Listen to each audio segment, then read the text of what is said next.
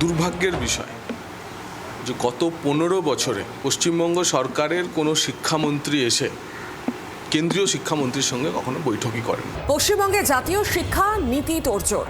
নীতি বাস্তবায়নে task force গড়ছে কেন্দ্র। রাজ্যে এসে প্রশিক্ষণ দেবে কেন্দ্রের সচিবরা এবং এই কেন্দ্রীয় শিক্ষামন্ত্রীর সঙ্গে বৈঠক উচ্চ শিক্ষামন্ত্রী, স্কুল শিক্ষামন্ত্রী।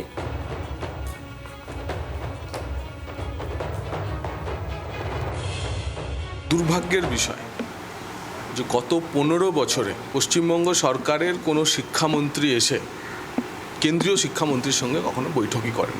সরকার পরিবর্তন হওয়ার পর আমাদের স্কুল শিক্ষামন্ত্রী দীপক বর্মন এবং উচ্চশিক্ষামন্ত্রী হিসেবে আমরা দুজনে এসে আমাদের কেন্দ্রীয় উচ্চশিক্ষামন্ত্রী এবং শিক্ষা দপ্তরের আধিকারিকদের সঙ্গে আমাদের রাজ্য সরকারেরও আধিকারিকরা এসেছেন। আমরা একটা যৌথ বৈঠক করলাম। প্রায় গত 1.5 দশকে আমরা পিছিয়ে দিয়েছিলাম পশ্চিমবঙ্গে, তার কোর্স কারেকশনের সময় এবার এসেছে। রাজ্যে জাতীয় শিক্ষানীতির তোড়জোড় শুরু। এবার তাহলে শিক্ষার হাল ফিরতে চলেছে।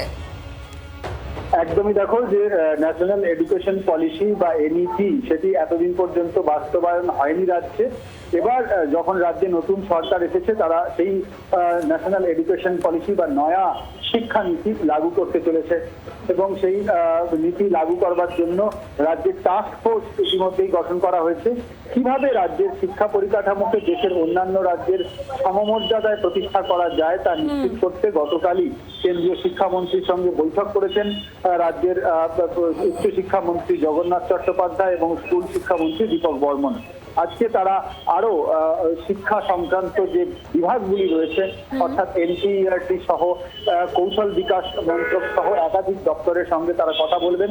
দুই মন্ত্রী দিল্লিতে রয়েছেন, তারা আজকে দিনভর একের পর এক বিভাগীয় আধিকারিকদের সঙ্গে বৈঠক করবেন। এই বৈঠকের উদ্দেশ্য মন্ত্রী জগন্নাথ চট্টোপাধ্যায় তিনি জানিয়ে দিয়েছেন যে শুধুমাত্র যে নয়া জাতীয় শিক্ষানীতি সেটিকে লাগু করা তাই নয়, তার সঙ্গে রাজ্যের আটকে থাকা একাধিক কেন্দ্রীয় প্রকল্প, তিনি বললেন কমপক্ষে 100টি কেন্দ্রীয় প্রকল্প রয়েছে যেগুলি লাগু হয়নি বাংলাতে। শিক্ষাক্ষেত্রে তার বহু রয়েছে প্রকল্প, সেগুলিকে দ্রুত যাতে চালু করা যায় এবং সেই পরিবেশ পরিস্থিতি তৈরি করা যায়, এইসবের মধ্যে দিয়ে রাজ্যের শিক্ষা সংস্কৃতির মান আরো উন্নত করবার লক্ষ্যেই তারা একসঙ্গে কেন্দ্রীয় সরকারের সঙ্গে ডাবল ইঞ্জিন সরকার কাজ করবে। আর সেই লক্ষ্যেই তারা দিল্লি এসেছেন। গতকাল কেন্দ্রীয় শিক্ষামন্ত্রী ধর্মেন্দ্র প্রধানের সঙ্গে বৈঠক করেছেন। আজও একাধিক দপ্তরের আধিকারিক এবং সচিবদের সঙ্গে বৈঠক করবেন তারা। একেবারে রাজীব, ধন্যবাদ তোমাকে। বাংলার আওয়াজ, বাঙালির আবেগ, জি 24 ঘন্টা।